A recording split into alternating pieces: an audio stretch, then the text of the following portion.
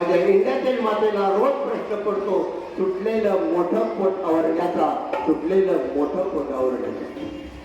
माझी भारतातील माता जन्म देते कुपोषित बाळाला. माझ्या भारतातील माता जन्म देते कुपोषित बाळाला, तर माझी इंडियातील माता जन्म देते गुटगुटीत लालाला.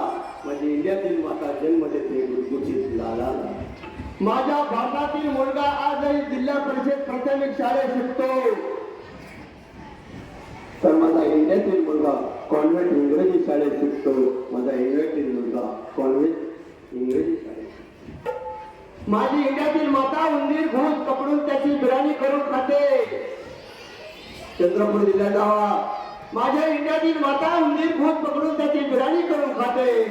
माझ्या भारतातील माता उंदीर भूत पकडून त्याची बिर्याणी करून खाते, पण माझ्या इंडियातील माता रोज 5 स्टार रेस्टॉरंट मध्ये जाते. माझी इंडियातील माता रोज 5 स्टार रेस्टॉरंट मध्ये जाते.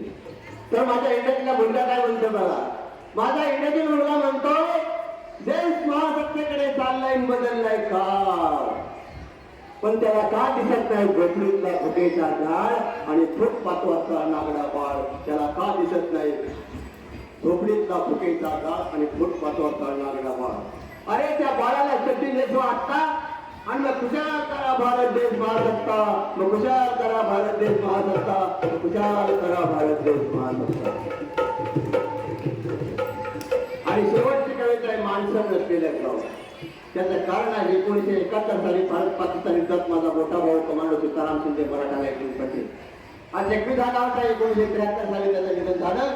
युद्ध जिंकून भाऊ त्यावेळेस गावात आला तेव्हा आई टाटा जेवणा वगैरे होते. ही घटना प्रत्यक्ष मी डोळ्याने पाहिली होती. त्यावेळेस माझं वय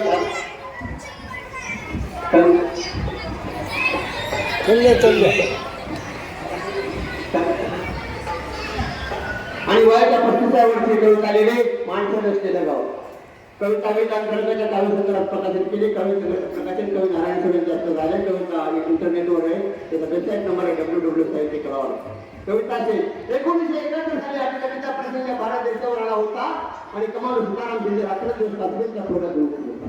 इकडे गावात मात्र आयुष्यात हरणीसारखा धडधडत होता आणि लोक देशासाठी लढत आणि बापसाठी पडवीत होता. हात टाकून येण्यात भिणार नाही मोठ्याचा परवडत होता आणि गावात मात्र मित्रावर सगळ्यांचा कैद करत होता. तुझ्या श्री गेटून आणली होती पोराने पोरांना घालून नाथा, पण गावात माणूस कोणतरी त्या स्वागतासाठी एकट्या आईने माझ्या तटात जीवा लावला होता. एकट्या आईने माझ्या तटात जीवा लावला होता. आईच्या ओठावर हसून आणि डोळ्यात हसून महापूर लोटला होता.